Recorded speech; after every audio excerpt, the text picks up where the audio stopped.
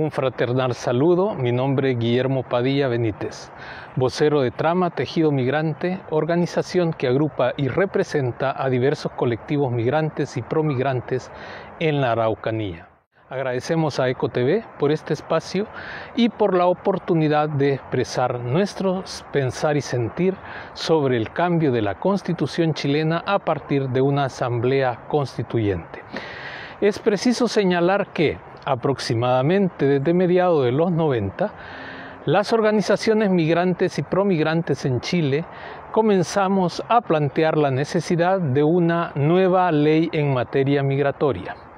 Esa necesidad se volvió más imperiosa a partir del 2010, pues la crisis en diferentes países latinoamericanos convirtió a Chile en uno de los principales destinos migratorios a nivel regional. En ese escenario, el consenso en contra de la normativa vigente se robusteció. Las principales objeciones en contra de dicha normativa fueron haber sido confeccionada en dictadura y en el marco de la doctrina de la seguridad nacional y no responder a la realidad actual en términos de la configuración migratoria ni de los avances internacionales en materia de los derechos humanos de las personas migrantes. En 2018, en el segundo mandato del presidente Sebastián Piñera, se propuso un anteproyecto de ley migratorio y se emitieron decretos ejecutivos orientados a la regularización migratoria u ordenamiento de la casa, como se llamó desde el Ejecutivo. Ambas iniciativas fueron duramente cuestionadas desde las organizaciones migrantes y promigrantes. A la ley se le objetó, entre otras cosas, haber sido elaborada a espaldas de las colectividades migrantes y de otros actores importantes, además de deslizar una idea negativa del migrante, el migrante como problema o delincuente. A los decretos ejecutivos se les adversó el establecer criterios selectivos que facilitaban el acceso a personas de ciertas nacionalidades y dificultaban el ingreso de ciudadanos de otros países. Ser demasiado reactivos ante el fenómeno migratorio, así como su improvisada implementación. En el transcurso de este proceso, algunos migrantes fueron expulsados injustificadamente del país. Muchos más no pudieron regularizar su situación migratoria, quedando en una situación de vulnerabilidad e indefensión social mayor. Y otros más, después de casi 2 años, aún esperan la regularización. Durante la contingencia sociopolítica que tuvo lugar en octubre de 2019,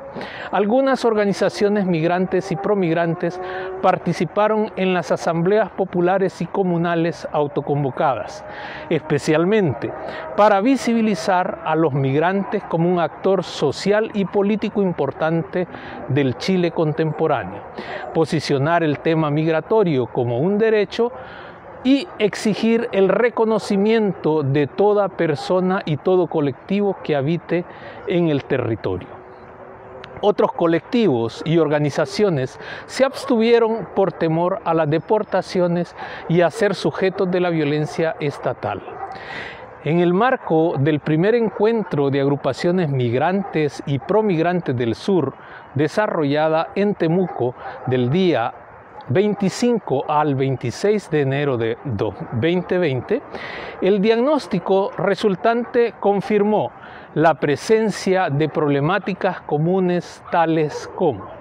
abusos y precarización en los ámbitos laborales, de vivienda y educación, negligencia estatal en cuanto a tardanza en la expedición de visas o permisos de trabajo, discrecionalidad en la atención a población migrante en servicios públicos, la interseccionalidad entre género, raza y clase, lo que se refleja en prácticas de violencia cotidiana en espacios públicos, una política de extranjería enfocada en el control y la seguridad nacional, la cual criminaliza a la población migrante.